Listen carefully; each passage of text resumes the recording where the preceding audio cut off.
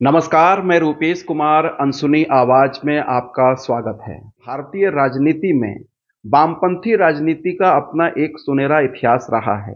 ये बात दीगर है कि आज के दौर में वामपंथी उतने प्रासंगिक नहीं हैं या उतने सक्रिय तो हैं, लेकिन जनता के बीच आधार कहीं खोता चला जा रहा है।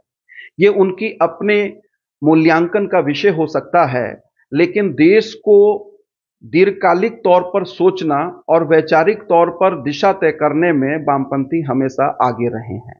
आजादी से पहले और आजादी के बाद तक वामपंथी राजनीति का एक बहुत लंबा चौड़ा इतिहास है और उस अनुभव के आधार पर आज के मौजूदा वामपंथी दल वो मोदी को खारिज कर रहे हैं और कह रहे हैं कि अगर 2024 में नरेंद्र मोदी की वापसी होती है, भारतीय जनता पार्टी की सरकार बनती है, तो आने वाला समय देश के लिए खतरनाक होगा और देश पूरी तरीके से तानाशाही में तब्दील हो जाएगा।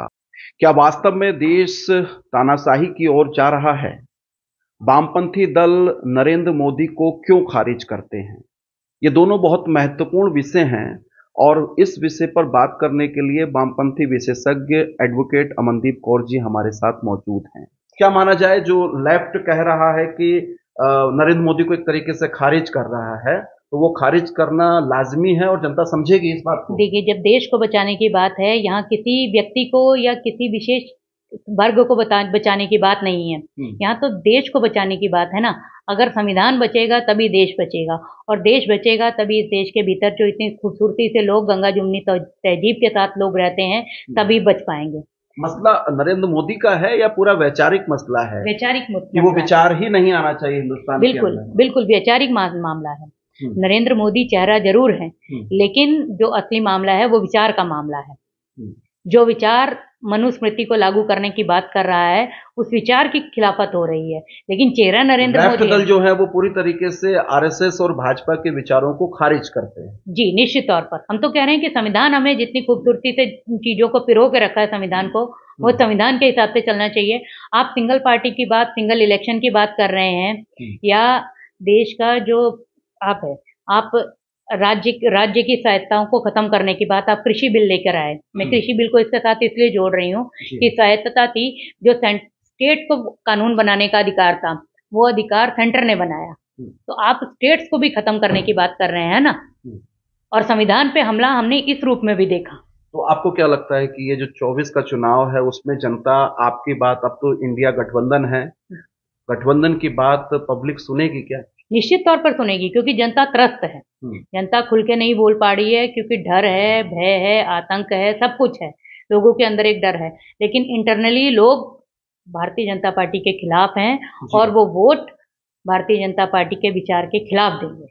वामपंथी नेता एक बात और कह रहे हैं कि 400 पार अगर सीटें पहुंच जाती हैं भाजपा के पास, तो भाजपा सरकार नरेंद्र मोदी संविधान को बदल देंगे। ये आशंका भी कहां से आती है आपके लिए? ये आशंका जो वामपंथी जिस बात को कह रहे थे कि संविधान पे हमला इस तरीके से है, वो अपने वामपंथियों की उस बात को यही लोग बल दे रहे हैं कि हाँ, हम कह रहे हैं कि हम 400 पार करेंगे तो हम निश्चित तौर पर संविधान को बदल देंगे, क्योंकि संविधान हमें ताकत देता है बोलने की, और इस ताकत को यही लोग खत्म करने की तैयारी। भाजपा के कुछ नेताओं के, मंत्रियों के, विधायक, सांसदों के ऐसे स्टेटमेंट आए हैं। आपको क्या लगता है कि इस संविधान में क्या तब्दीली करने की जरूरत है, और क्या सरकार अगर 400 पार हो गई भारतीय जनता पार्टी की, तो वो क्या चीज बदलना चाहते हैं? धर्मनिरपेक्षता खत्म करने के बाद ये जो हिंदू राष्ट्र का सपना देख रहे हैं, उसको ये भारत के भीतर लागू करेंगे। हम देखते हैं कि संविधान के भीतर बहुत खूबसूरती से उस बात को लिखा गया है कि हर आदमी को अपने धर्म को मानने की, अपने धर्म के जो काम है उनको करने की पूरी आजादी है। कि संविधान हमें कहता है कि आप, सरकार का कोई राष्ट्र धर्म नहीं होगा, इस देश का कोई राष्ट्र धर्म नहीं होगा। इस देश के अंदर जितने भी लोग हैं उनको अपने धर्म को मानने की आजादी है। लेकिन हमने देखा कि भारतीय जनता पार्टी का शासनकाल में उस आजादी को खत्म करने की तैयारी पूरी की गई है कि आप अपने धर्म को किस तरीके से मानेंगे। अगर हमने देखा कि आज ही मदरसों को लेकर जो यूपी सरकार या यूपी के भीतर इलाहाबाद हाईकोर्ट ने उनका फंड बंद करने की बात करी, लेकिन सुप्रीम कोर्ट ने इलाहाबाद हाईकोर्ट के उस आदेश पर रोक लगा दी है, क्योंकि संविधान के भीतर हमें अधिकार मिला हुआ है। एक वामपंथी दल ये भी कहते हैं कि भाजपा भय, दबाव और आतंक की राजनीति कर रही है। कैसे कहते हैं इस बात को? निश्चित तौर पर हम इस बात को इसलिए कह रहे हैं कि क्योंकि आज खुले रूप में दिख रहा है कि आप एक छोटे दुकानदार से भी बात करिए ना, वो कहता है कि हम अगर खुल के भाजपा का विरोध करेंगे तो ये हमारे पे जीएसटी चोरी का आरोप लगा देंगे या हम पे किसी भी तरीके का आरोप लगा के हमें जेल में भिजवा देंगे, और ऐसा होता भी हमने देखा है।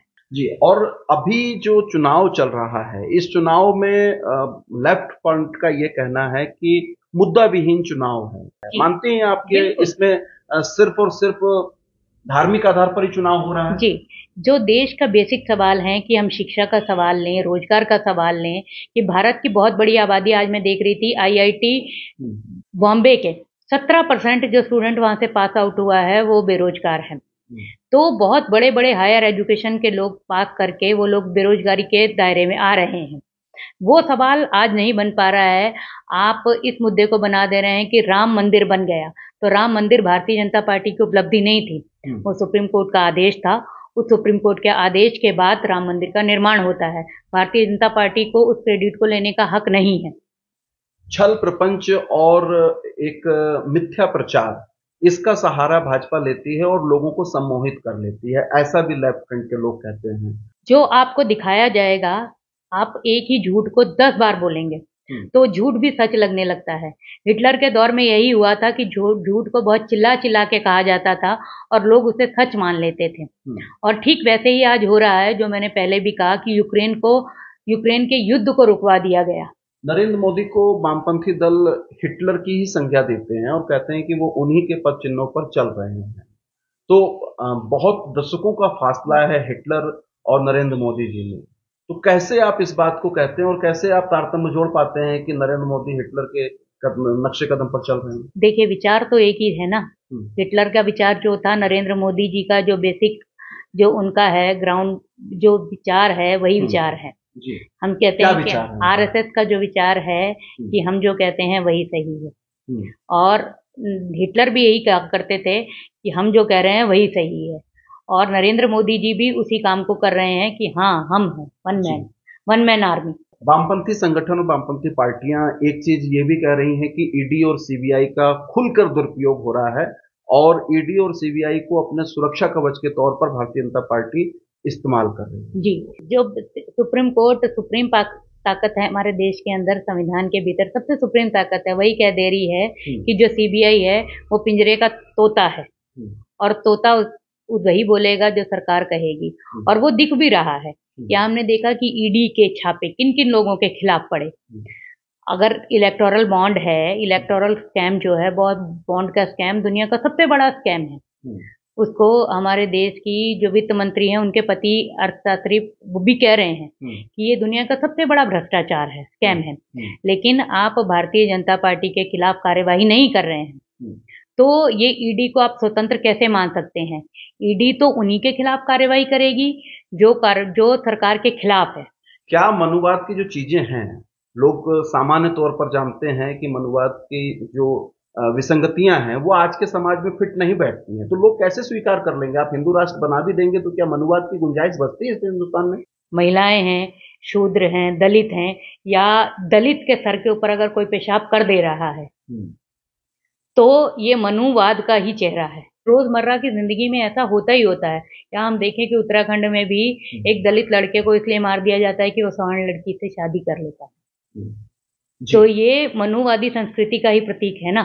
क्या हमारा संविधान तो हमें बराबरी की बात देता है ना, अधिकार देता है, लेकिन मनुस्मृति हमको वो अधिकार नहीं देती है। तो इंसानों के दिमाग में भी वो बैठा हुआ है कि और मानना ना मानना तो आप नहीं मानेंगे तो आपको डंडे के दम पे बनवा लेगी भारतीय जनता पार्टी, इसीलिए तानाशाही हावी तो होने के बाद। वामपंथी जब भी इस बात को कहते हैं कि देश तानाशाही की ओर जा रहा है, लोकतांत्रिक व्यवस्था प्रणाली खत्म हो रही है, संविधान खतरे में है, इस बात को आप किस तर्क के आधार पर कहते हैं? हमने 2024 की शुरुआत से देखी है, या 2023 में भी हमने देखा कि जिस तरीके से चुनावी बिगुल बजा, उससे पहले से ही जितनी भी विपक्षी पार्टियां थी उनके नेताओं को हेमंत सोरेन को जेल भेजना या अरविंद केजरीवाल को जेल भेजना, या जिस तरीके से हमने देखा कि कांग्रेस का उनका फंड बंद कर देना, कि आप उनके फंड को सीज कर देना, कि आप किस तरीके से प्रचार करेंगे।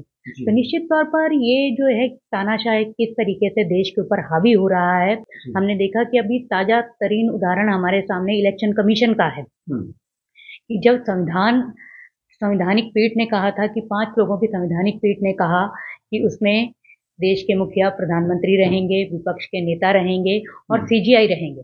तो हमने देखा कि जब ये बिल पास कर रहे थे तो 145 सांसदों को संसद से बाहर का रास्ता दिखाकर इन लोगों ने विवादास्पद बिल को पेश किया, जिसमें उन्होंने सीजीआई की भूमिका को खत्म कर दिया कि किस तरीके से आप अपनी मनमर्जी के लोगों को रखेंगे। कि तानाशाही का सीधा सीधा अर्थ होता है कि किसी एक व्यक्ति का शासन पूरी तरीके से, तो वो तो कहीं दिखाई नहीं देता ना। जी जी, रुपेश जी, निश्चित तौर पर दिखाई दे रहा है क्योंकि भारतीय जनता पार्टी जो है वो वॉशिंग मशीन है।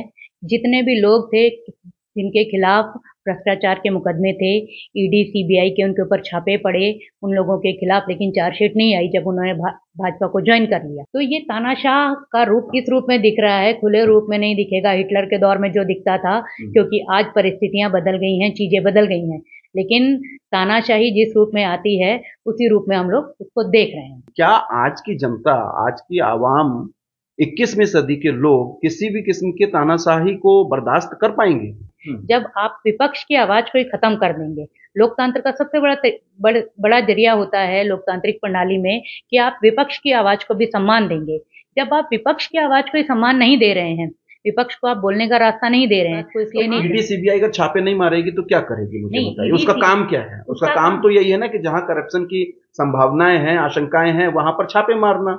तो वो काम कर रहे हैं, तो उसमें दिक्कत कहाँ है? देखिए, दिक्कत कुछ नहीं है। आप देखिए कि शराब घोटाला, जो विवादास्पद शराब घोटाला कहते हैं, आपके मुख्यमंत्री अरविंद केजरीवाल जी जेल जाते हैं, उसमें जो सरकारी गवाह बनता है अरविंद केजरीवाल के खिलाफ बयान दे देता है, तो 1 महीने के बाद उसकी बेल हो जाती है। तो ईडी भी उसका विरोध नहीं कर रही होती है। और वादा माफ, हम क्योंकि कानून पढ़ते हैं, कानून को जानते हैं कि वादा माफ गवाह के लिए क्या क्या करना चाहिए, सरकार ने उन सब फॉर्मेलिटीज को भी पूरा नहीं किया है। तो कहीं ना कहीं हम देख रहे हैं कि सभी लोकतांत्रिक, सभी जितनी भी संसदीय चीजें हैं, उनके ऊपर भारतीय जनता पार्टी का खुले रूप से उसका हिस्सा हो गई है कि भारतीय जनता पार्टी का जैसा इशारा होगा वैसा ही वो लोग काम करेंगे। तो दर्शकों, आप हैं सीपीआई-एमएल के नेता एडवोकेट अमनदीप कौर, और उन्होंने बताया कि लेफ्ट के लोग जितने भी पूरे देश के अंदर हैं, वो इस आशंका से बहुत लंबे समय से परिचित हैं कि नरेंद्र मोदी सिर्फ एक चेहरा है, जो उसके पीछे की विचारधारा है आरएसएस की विचारधारा है, और जिस विचारधारा पर भाजपा काम करती है असल में वो देश के लिए खतरनाक है। इसीलिए लेफ्ट सहित जितनी विपक्षी पार्टियां हैं और इंडिया गठबंधन है, वो इस बात पर जोर दे रहा है कि नरेंद्र मोदी 2024 में नहीं आने चाहिए, नरेंद्र मोदी को खारिज किया जा रहा है। क्या होगा ये तो भविष्य तय करेगा 4 जून, लेकिन इस इलेक्शन में 19 तारीख को उत्तराखंड में हम लोगों की हाजिरी लगनी है। आप सभी से निवेदन है कि 19 तारीख को, 19 अप्रैल को घर से बाहर निकलें और वोट देने जरूर जाएं। सोच समझ के, विचार करके ही आप अपने प्रत्याशी का चयन करें। बहुत शुक्रिया, धन्यवाद, नमस्कार।